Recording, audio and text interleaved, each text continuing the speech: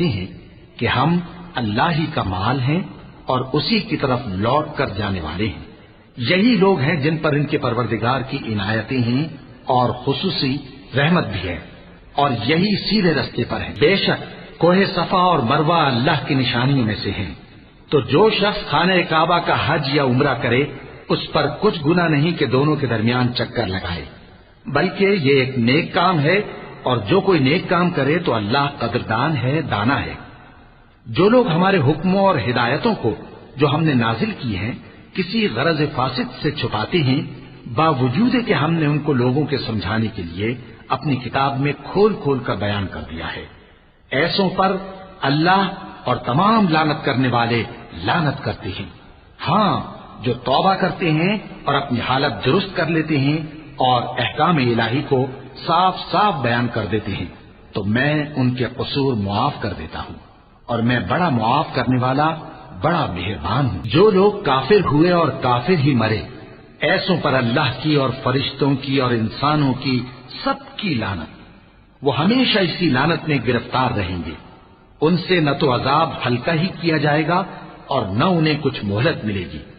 اور لوگوں، تمہارا معبود ایک ہی معبود ہے، اس بڑے مہربان اور رحم والے کے سوا کوئی عبادت کے لائق نہیں۔ بے شک آسمانوں اور زمین کے پیدا کرنے میں اور رات اور دن کے ایک دوسرے کے پیچھے آنے جانے میں اور کشتیوں اور جہازوں میں جو سمندر میں لوگوں کے فائدے کے لیے رواں ہیں، اور میں جس کو اللہ آسمان سے برساتا اور اس سے زمین کو اس کے مردہ ہو جانے کے بعد زندہ یعنی خشک ہو جانے کے بعد سرسبز کر دیتا ہے، اور زمین پر ہر قسم کے جانور پھیلانے میں اور ہواؤں کے چلانے میں اور بادلوں میں جو آسمان اور زمین کے درمیان گھرے رہتے ہیں، عقل مندوں کے لیے اللہ کی قدرت کی نشانیاں ہیں۔ اور بعض لوگ ایسے ہیں جو غیر اللہ کو اللہ کا شریک بناتے اور ان سے اللہ کی سی محبت کرتے ہیں، لیکن جو ایمان والے ہیں وہ تو اللہ ہی کے سب سے زیادہ دوستدار ہیں۔ اور اے کاش ظالم لوگ جو بات عذاب کے وقت دیکھیں گے اب دیکھ لیتے کہ سب طرح کی طاقت اللہ ہی کو ہے، اور یہ کہ اللہ سخت عذاب کرنے والا ہے۔ اس دن کفر کے پیشوا اپنے پیروں سے بیزاری ظاہر کریں گے اور دونوں عذاب الہی دیکھ لیں گے اور ان کے آپس کے تعلقات منقطع ہو جائیں گے۔ یہ حال دیکھ کر پیروی کرنے والے حسرت سے کہیں گے کہ اے کاش ہمیں پھر دنیا میں جانا نصیب ہو، تاکہ جس طرح یہ ہم سے بیزار ہو رہے ہیں اسی طرح ہم بھی ان سے بیزار ہوں۔ اس طرح اللہ ان کے اعمال حسرت بنا کر دکھائے گا، اور وہ دوزخ سے نکل لوگوں جو چیزیں زمین میں حلال طیب ہیں وہ کھاؤ، اور شیطان کے قدموں پر نہ چلو، وہ تمہارا کھلا دشمن ہے۔ وہ تو تم کو برائی اور بے حیائی ہی کے کام کرنے کو کہتا ہے، اور یہ بھی کہ اللہ کی نسبت ایسی باتیں کہو جن کا تمہیں کچھ بھی علم نہیں۔ اور جب ان لوگوں سے کہا جاتا ہے کہ جو کتاب اللہ نے نازل فرمائی ہے اس کی پیروی کرو، تو کہتے ہیں نہیں، بلکہ ہم تو اسی چیز کی پیروی کریں گے جس پر ہم نے اپنے باپ دادا کو پایا۔ بھلا اگرچہ ان کے باپ دادا نہ کچھ سمجھتے ہوں اور نہ سیدھے رستے پر ہوں، تب بھی وہ انہی کی تقلید کیے جائیں گے، اور نہ سیدھے رستے پر ہوں تب بھی وہ انہی کی تقلید کیے جائیں گے۔ جو لوگ کافر ہیں ان کی مثال اس شخص کی سی ہے جو کسی ایسی چیز کو آواز دے جو پکار اور آواز کے سوا کچھ سن نہ سکے۔ یہ بہرے ہیں، گونگے ہیں، اندھے ہیں کہ کچھ سمجھ ہی نہیں سکتے۔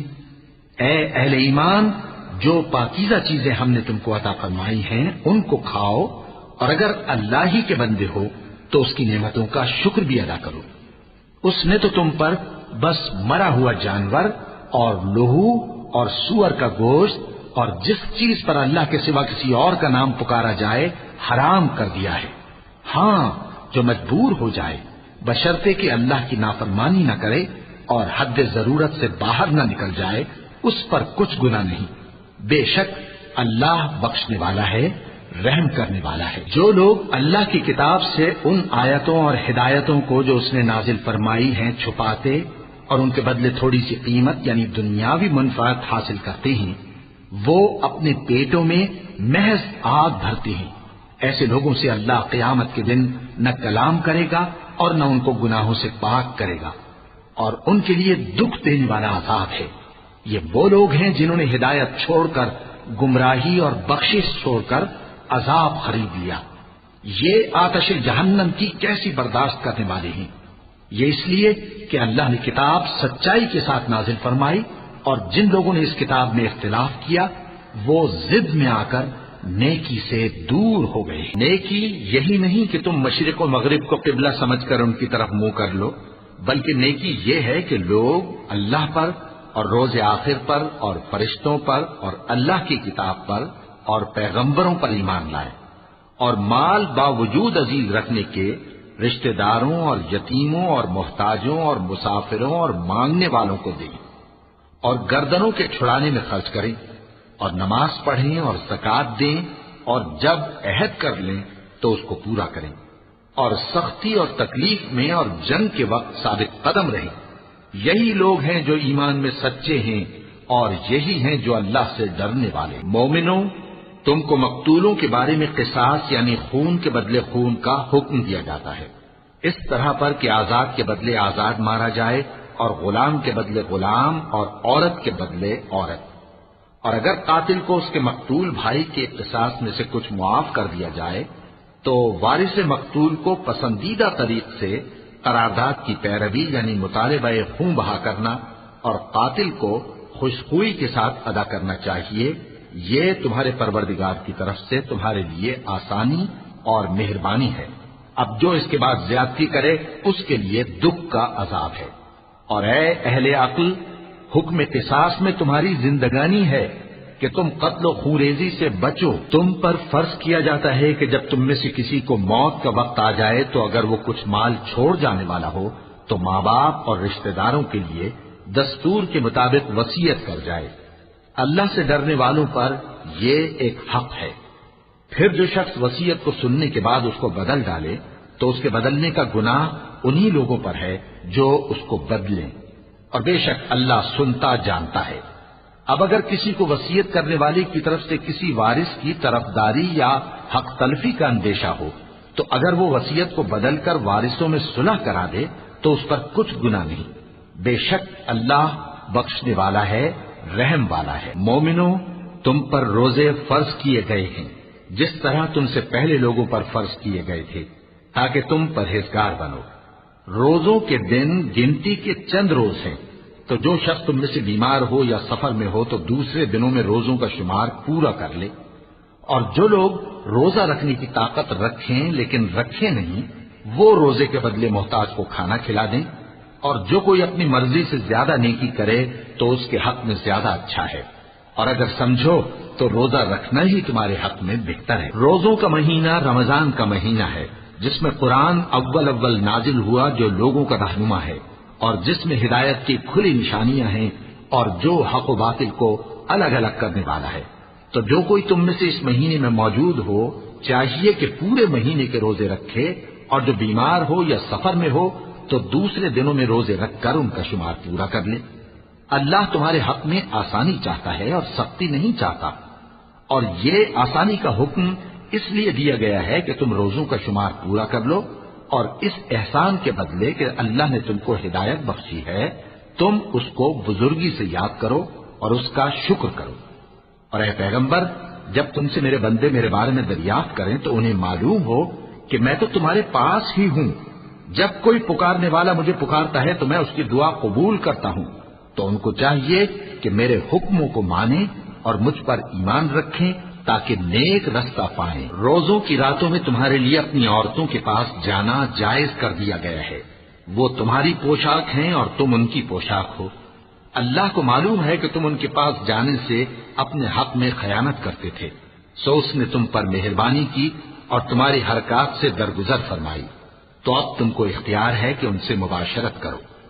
اور اللہ نے جو چیز تمہارے لیے لکھ رکھی ہے یعنی اولاد، اس کو اللہ سے طلب کرو اور کھاؤ اور پیو یہاں تک کہ صبح کی سفید دھاری رات کی سیاہ دھاری سے الگ نظر آنے لگے، پھر روزہ رکھ کر رات تک پورا کرو، اور جب تم مسجدوں میں اعتکاف بیٹھتے ہو تو ان سے مباشرت نہ کرو، یہ اللہ کی حدیں ہیں، ان کے پاس نہ جانا۔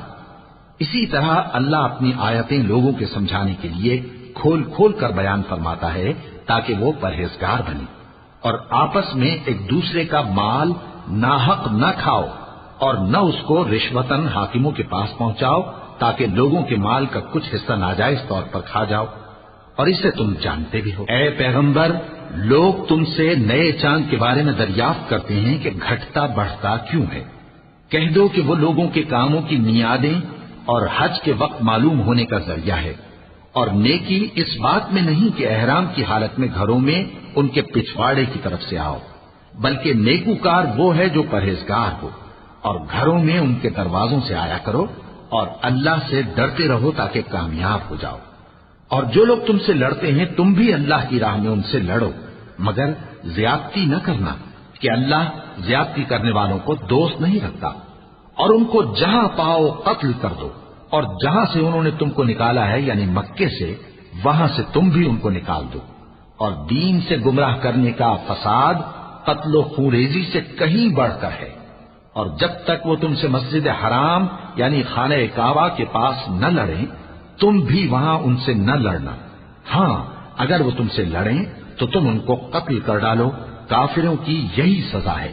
پھر اگر وہ باز آ جائیں تو اللہ بخشنے والا ہے، رحم کرنے والا ہے۔ اور ان سے اس وقت تک لڑتے رہنا کہ فساد نابود ہو جائے اور ملک میں اللہ ہی کا دین غالب ہو جائے۔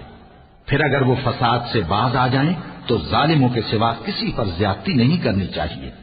ادب کا مہینہ ادب کے مہینے کے مقابل ہے، اور ادب کی چیزیں ایک دوسرے کا بدلہ ہیں۔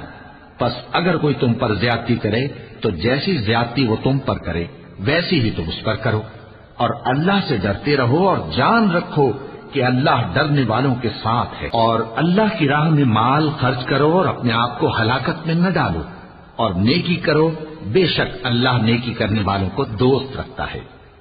اور اللہ کی خوشنودی کے لیے حج اور عمرے کو پورا کرو، اور اگر راستے میں روک لیے جاؤ تو جیسی قربانی میسر ہو کر دو، اور جب تک قربانی اپنے مقام پر نہ پہنچ جائے سر نہ منڈاؤ۔